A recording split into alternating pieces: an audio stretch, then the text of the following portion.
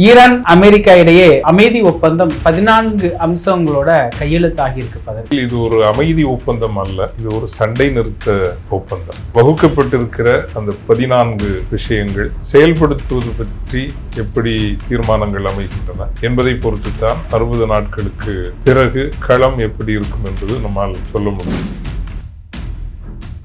அந்த 14 அம்சங்கள் இதுமே முழுவதும் ஈரானுக்கு சாதகமா இருக்கு அப்படிங்கிற மாதிரி ஒரு பேச்சு பொதுவெளியில நிலவுது. இஸ்ரேல், ஈரான் இந்த இரண்டுமே பிரச்சனைக்குரிய நாடுகளாக இருக்கின்றன. இந்த போர் தொடர்ந்தால் அமெரிக்கா ஒரு பொருளாதார தேக்க நிலைக்கு தள்ளப்படும். இதுவரைக்கும் பொறுப்பு அமெரிக்கா இஸ்ரேல் மீது அதிகமாக இருந்தது. இனி அடுத்த கட்டம் என்பது பொறுப்பு ஈரானுக்கு இந்த ஸ்ட்ராட்டஜிக் ஷிஃப்ட்னு சொல்லுவோம். அது இந்த வாய்ப்பை எப்படி பயன்படுத்திக் கொள்ள போகிறது? ட்ரம்ப் மண்டையை கழுவி இந்த சண்டைக்கு இழுத்துட்டு வந்தது இஸ்ரேல் தான். இஸ்ரேல் இந்த இதை எப்படியெல்லாம் குழப்ப முடியுமோ அது குழப்பறதுக்கான எல்லா வழிகளையும் செய்யும். நவம்பர் மாதம் நடைபெற இருக்கின்ற அங்கு இடைத்தேர்தல் என்பது ஒரு பொது தேர்தல் போலத்தான். அதுவும் உலகளாவிய ஒரு பொருளாதார தேக்கம் குறித்த அச்சமும் தான் இந்த சண்டை நிறுத்த உடன்படிக்கையை நோக்கி நகர்த்தி இருக்கிறது. தற்காலிகமா தேர்தலுக்கான ஒரு யுக்தியா ட்ரம்ப் பயன்படுத்தினார் நம்ம எடுத்துக்கணும். இதற்கு அப்புறம் இந்த போர் நிக்குமா?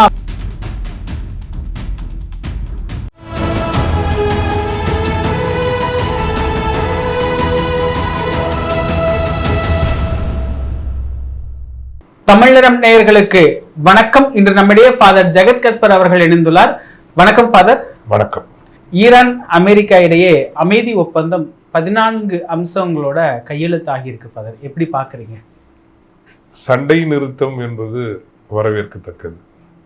முதலில் இது ஒரு அமைதி ஒப்பந்தம் அல்ல, இது ஒரு சண்டை நிறுத்த ஒப்பந்தம்.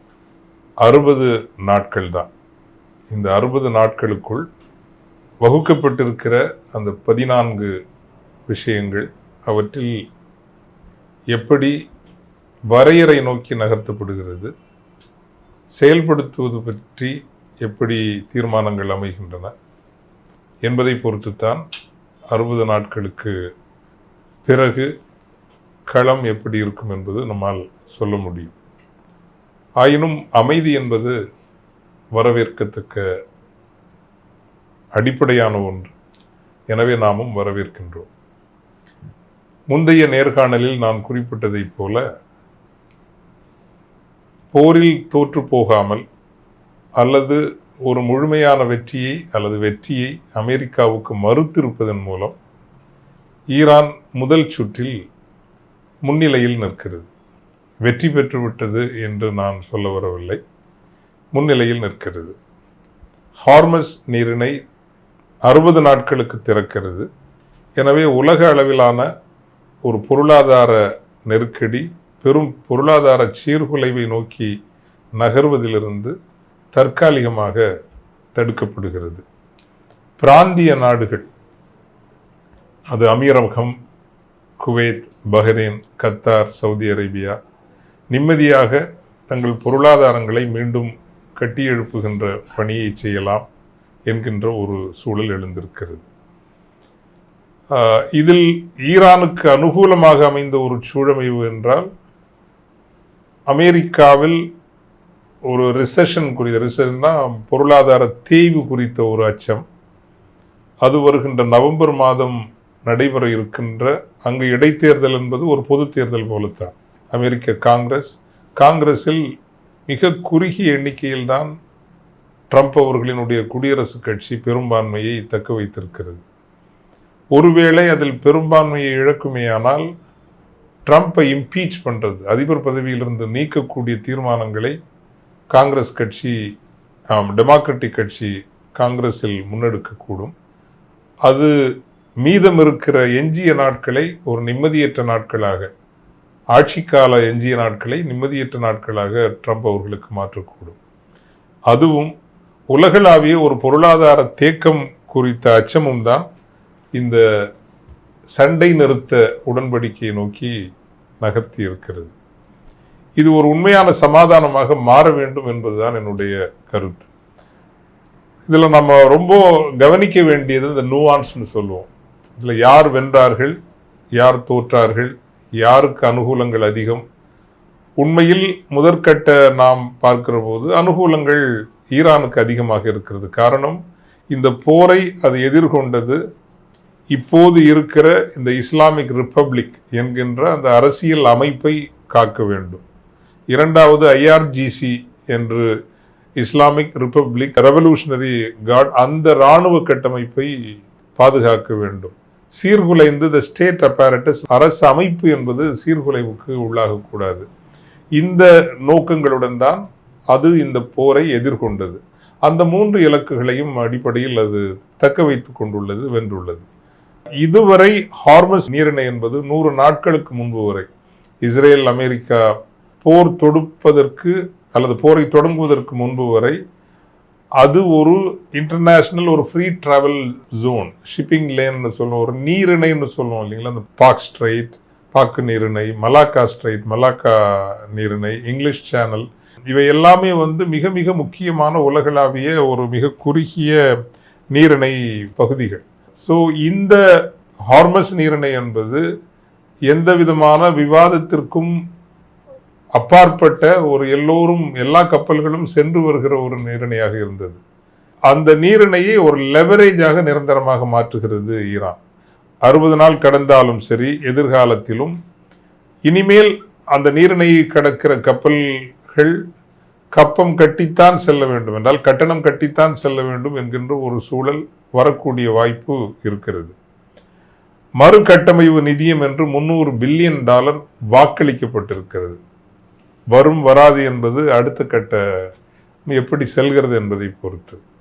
உலகம் முழுவதும் ஈரானினுடைய பண சொத்துக்கள் ஒரு $28 பில்லியன் முடக்கப்பட்டிருக்கிறது. அவை விடுவிக்கப்படும் என்கின்ற ஒரு அனுகூலம் கிடைத்திருக்கிறது. ஈரானுடைய அனைத்து துறைமுகங்களையும் சுற்றி அமெரிக்க கடற்படை நியமித்திருந்த அல்லது நிறுத்தி இருந்த பிளாக்கேடுன்னு சொல்லி, நேவல் பிளாக்கேட், கடற்படை சுற்றி வளைப்பு அகற்றப்படுவதால் அதனுடைய எண்ணெய் எரிவாயு ஏற்றுமதி என்பது மீண்டும் தொடங்கும்.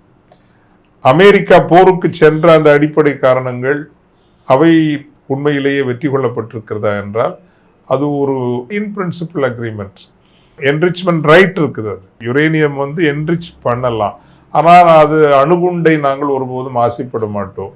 போக போக இருக்கின்ற அந்த யுரேனியத்தினுடைய வீரியத்தை, என்ரிச் யூரியத்தினுடைய வீரியத்தை குறைக்கின்ற செயல்பாடுகளை எடுப்போம். ஒருபோதும் அந்த இருக்கின்ற என்ரிச் யுரேனியம் ஈரானுக்கு வெளியே கொண்டு செல்லப்பட வேண்டும், அதெல்லாம் முடியாது. ஆனால் இதிலெல்லாம் அடுத்த கட்டம் எப்படி போகும்? இப்போ நவம்பர் தேர்தல்கள் முடிந்த பிறகு அதில் வெற்றி வந்தாலும் சரி, தோல்வி வந்தாலும் சரி, என்ன நடக்கும் என்பதெல்லாம் நம்மளால் இப்போ உறுதியாக சொல்ல முடியாது. இன்னொரு விஷயம் நீங்க பார்க்கணும், பொதுவாக நாம் இது போன்ற சூழல்களில் ஒரு ஒற்றை நிலைப்பாடு எடுக்கின்ற போக்கு நம்மவர்களிடம் இருக்கிறது. ஒன்றேல் ஈரானுக்கு ஆதரவு, இல்லை என்றால் அமெரிக்காவுக்கு ஆதரவு. அப்படி ஒரு நிலைப்பாடு எடுக்கிற போது அமெரிக்கா செய்வது எல்லாம் சரி என்று அமெரிக்காவை விரும்புகிறவர்கள் எடுப்பார்கள், ஈரான் செய்வது எல்லாம் சரி என்று ஈரானை விரும்புகிறவர்கள் எடுப்பார்கள். இதை கடந்து ஒரு பார்வையை நான் பரிந்துரைக்கிறேன். எது சரியான ஒரு திசையாக இருக்கும்?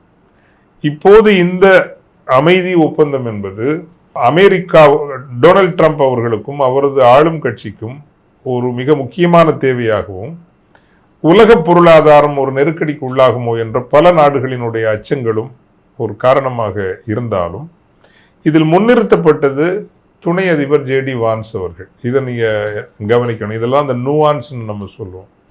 அந்த நுவான்ஸ் என்ன அப்படின்னா, குடியரசுக் கட்சி அல்லது அமெரிக்க அதிகார அமைப்பினுடைய அல்லது ட்ரம்ப் அவர்களினுடைய பேஸுங்கிறதே மாகான்னு சொல்கிறாங்க இருக்குது. மேக் அமெரிக்கா கிரேட் அகெயின் அப்படிங்கிற ஒரு மூவ்மெண்ட். அதனுடைய அடிப்படை கோட்பாடுகளில் ஒன்று, வெளிநாட்டு போர்களிலிருந்து அமெரிக்கா பின்வாங்கிக் கொள்ள வேண்டும். ஃபரெவர் வார்ஸ், காலாகாலமும் நிரந்தரமாக போர் செய்து கொண்டிருக்கிற ஒரு நாடாக அமெரிக்கா இருக்கக்கூடாது அப்படிங்கிற ஒரு, அது அந்த மாகால ஒரு அந்த செக்ஷனுக்குனுடைய ஒரு முகமாக நீங்கள் JD வான்ஸ் அவர்களை பார்க்கலாம். இந்த பேஸுங்கிறது மாகாவுக்குள்ள தீவிரத்தன்மை கொண்ட ஒரு, இங்கே இருக்கிற RSS மாதிரியான கிறிஸ்டியன் RSSம் இருக்குது. ஜேடி வான்ஸ் அந்த ஒரு டீமுங்கிறது ஒரு என்லைட்டன் கிறிஸ்டியன், ஒரு ரியல் கிறிஸ்டியன் பிரின்சிபிள்ஸ் படி நம்ம இந்த உலகத்தை வந்து ஒரு டாமினேட் பண்ணணும், இன்ஃப்ளூயன்ஷியலாக இருக்கணும். ஸோ பாகிஸ்தானுக்கு பேச்சுவார்த்தைக்கு வந்ததாக இருக்கட்டும், இதில் எல்லாம் நீங்கள் பார்த்தீங்கன்னா ஜேடி வான்ஸ் வந்து முன்னாடி நிறுத்தப்பட்டதுன்னா, உண்மையில் நம்ம எல்லாருமே தேட வேண்டியது மத்திய கிழக்கு பகுதியில் அமைதி அப்படிங்கிறது தான் நம்ம தேட வேண்டிய ஒன்று. ஈரானுக்கு வெற்றியா அமெரிக்காவுக்கு வெற்றியா என்கின்ற கேள்விகளுக்கு முப்பால் மத்திய கிழக்கு பகுதியில் அமைதி. இந்த அமைதியின்மைக்கு காரணமாக இருப்பது அடிப்படையில் 2 பிரச்சனைகள் தான். இதைத்தான் நாம் சொல்லி இருக்கிறோம். ஒன்று, பாலஸ்தீன மக்களுக்கு ஒரு தாயகம், பாதுகாப்பான ஒரு தாயகம். 2, இஸ்ரேல் நாட்டினுடைய இருப்பை அங்கீகரித்து எல்லோரும் அந்த நாட்டுடன் ஒரு அமைதியாக மாறுவது. அந்த வகையில் பிரச்சனைக்குரிய நாடுகள் என்று நாம் பட்டியலிட்டோம் என்றால் இஸ்ரேல், ஈரான், இந்த 2மே பிரச்சனைக்குரிய நாடுகளாக இருக்கின்றன. இதில் யார் அதிகம் தப்பு செய்கிறவங்க, யார் குறைவா தப்பு செய்கிறவங்க என்கின்ற விவாதத்திற்கு செல்வதற்கு முன்னால், பாலஸ்தீன மக்களினுடைய தாயக உரிமையை அங்கீகரிக்காத வரை இஸ்ரேல் இது போன்ற பிரச்சனைகளை சந்தித்து கொண்டுதான் இருக்கும். அதே போல ஹமாஸ், ஹெஸ்புல்லா என்று தன்னுடைய ப்ராக்சிஸ் ஒரு விரிந்த ஒரு வலைப்பு நிலை உருவாக்கி ஃபாரெவர் சண்டை என்கின்ற அணுகுமுறையைத்தான் ஈரான் கடைபிடிக்குமேயானால் நீண்ட கால அளவில் அது ஒரு வல்லமையாக வர முடியாது. ஏன்னா இப்போ இந்த போர்லேயே நம்ம பார்த்தோம், ஒரு பல்லாயிரம் கோடி மதிப்புடைய போர் விமானங்களை விட ஒரு ட்ரானுங்கிறது ஒரு வெரி சீப் ட்ரானுங்கிறது வலிமையாக இருக்குது. நீங்கள் அதை காட்டி கொடுத்துட்டீங்க, இனி எதிரிகளும் அதையே பின்பற்றுவாங்க. ஸோ ஃபாரெவர் வாருங்கிறது it is not good for humanity. So அடுத்து வருகின்ற இப்போதைக்கு முன்னால் நின்றிருப்பது இந்த ஒப்பந்தத்தை எனும் கொண்டு வர வேண்டும் என்று முன்னால் நின்றிருப்பது அமைதியை விரும்புகின்ற ஒரு அணியினர். எல்லா அமைப்புக்குள்ளே இருப்பாங்க, தீவிரத்தன்மை கொண்டவங்களும் இருப்பாங்க, ஒரு சாஃப்ட் அமைதி. இந்த அமைதியை விரும்புகின்ற அணியை வலுப்படுத்துவதும் அல்லது அவைகள் வலுப்படுவதும் தான் அந்த பகுதிக்கும், மேற்காசிய பகுதிக்கும் உலகத்திற்கும் நல்லது என்பது நம்முடைய பொது கருத்தாக இருக்க வேண்டும். ஒரு பக்கம் இந்த பக்கம் அந்த பக்கம் நிலைப்பாடு எடுப்பதை விட. இதுல ஃபாதர், இப்போ இது ஒரு தற்காலிகமா தேர்தலுக்கான ஒரு யுத்தியா ட்ரம்ப் பயன்படுத்தினார்னு நம்ம எடுத்துக்கணுமா? ஏன்னா இப்போ இது ஒரு பெரிய அளவுல பேசப்படக்கூடிய ஒரு அமைதி ஒப்பந்தமா பார்க்கப்படுது. இன்னொரு பக்கம் அந்த 14 அம்சங்கள் இதுமே முழுவதும் ஈரானுக்கு சாதகமா இருக்கு அப்படிங்கிற மாதிரி ஒரு பேச்சு பொதுவெளியில நிலவுது. இந்த அளவுக்கு ட்ரம்ப் இறங்கி வந்திருக்கிறாருன்னு நம்ம ஏத்துக்கலாமா? அவர் வந்து அவருடைய ஆளுமை என்பது ஒரு டிரான்சாக்ஷனலிஸ்ட். அவர் ஒன்றும் ஒரு கொள்கையை பற்றி பிடித்து கொண்டு சாகின்றவரை அதை விடாமல் பிடித்து கொண்டிருக்கிறவர் அல்ல. அவர் ஒரு தொழில் அதிபர். நியூயார்க்கில் ட்ரம்ப் டவர் கட்டணும்னா அவர் ஒரு முட்டாளெல்லாம் கிடையாது. எல்லாரும் அவரை முட்டாள் அப்படின்னு பார்க்குறாங்க. அவரெல்லாம் முட்டாளெல்லாம் கிடையாது. ரொம்ப அவர் அந்த ஹியூமிலிட்டியை நான் ரொம்ப அப்ரிஷியேட் பண்ணுறேன். ஏன் இதை கையெழுத்து ஒரு மூமெண்ட்டில் அவர் சொன்னார், இப்போ கடைசி இன்டர்வியூவில், ஹூவர்னு ஒரு அதிபர் இருந்தபோது தான் இந்த கிரேட் டிப்ரெஷன் அமெரிக்காவில் வந்தது. கிரேட் டிப்ரெஷன்னா டாலர்னுடைய மதிப்பு குறையுது. எல்லா கரன்சிகளும் யூரோப்பில் 1, 2 உலகப் போருக்கு காரணமே அந்த கிரேட் டிப்ரெஷன். அப்போ நான் வந்து ஒரு பொருளாதார வீழ்ச்சிக்கு காரணமானவனாக இருக்க விரும்பவில்லைங்கிறது ஓப்பனாகவே சொல்கிறாரு. யார் அப்படி சொல்லுவாங்க? விச் மீன்ஸ் இந்த போர் தொடர்ந்தால் அமெரிக்கா வந்து ஒரு பொருளாதார தேக்க நிலைக்கு தள்ளப்படும், அதனால் நான் அதில் கையெழுத்து போடுறேன். வெர்சேல்ஸுங்கிற இடத்துல தான் அந்த ஒப்பந்தத்தை கையெழுத்திட்டு இருக்கிறார். வெர்சேல்ஸ் முதல் 2ஆம் உலகப் போருக்கு பிறகு ஜெர்மனி அவமானப்படுத்தப்பட்ட ஒரு இடம். அங்கே தான் அந்த 2ஆம் உலகப் போர் முடிவு, இந்த ஒப்பந்தம் கையெழுத்தானது. ஜெர்மனி மீதும் 14 அந்த ஒப்பந்தமும் 14 பாயிண்ட் தான், இந்த ஒப்பந்தமும் 14 பாயிண்ட் தான். இந்த 14 பாயிண்டில் உறுதியாக ஈரானுக்கு அனுகூலமான விஷயங்கள் தான் அதிகமாக இருக்குது. அதில் எந்த மாற்று கருத்தும் இல்லை. ஆனால் நான் சொன்னதை போல இது 60 நாள் சண்டை நிறுத்தம் தானே தவிர சமாதான ஒப்பந்தம் அல்ல. அப்போது இதுவரைக்கும் வந்து பொறுப்பு அமெரிக்கா இஸ்ரேல் மீது அதிகமாக இருந்தது.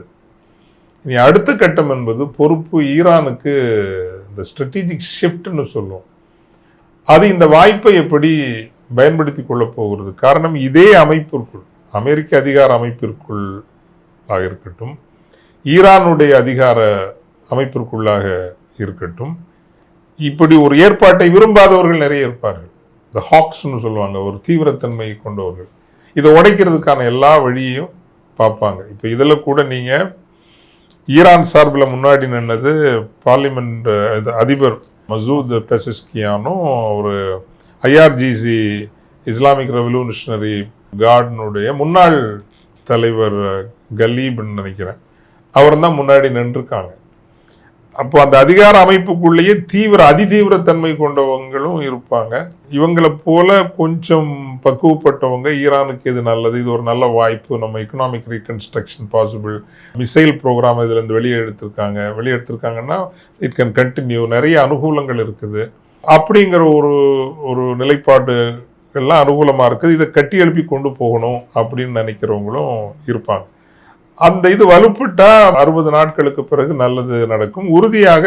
ஏன் அப்படின்னா, இஸ்ரேல் தான் ஈரான் அழிய வேண்டும் என்று விரும்புகிறதே தவிர, அமெரிக்கா என்ன விரும்புகிறது என்றால், நீங்க சீனாட்ட ஃப்ரெண்டா இருக்கிறத விட ரஷ்யாட்ட ஃப்ரெண்டா இருக்கிறத விட எங்கள்கிட்ட ஃப்ரெண்டா இருங்க, நம்ம 2 பேரும் சேர்ந்து இந்த ஆயில் அண்ட் கேஸ் நம்ம, ஏன்னா உலகத்திலேயே ஐ திங்க் இதுவரை தெரிந்தவரை 2வது அதிக மசகு எண்ணெய் க்ரூட் ஆயில் ரிசோர்ஸும் 3வது அதிகமாக கேஸ் எரிவாயு வளங்களும் கொண்ட நாடு ஈரான்.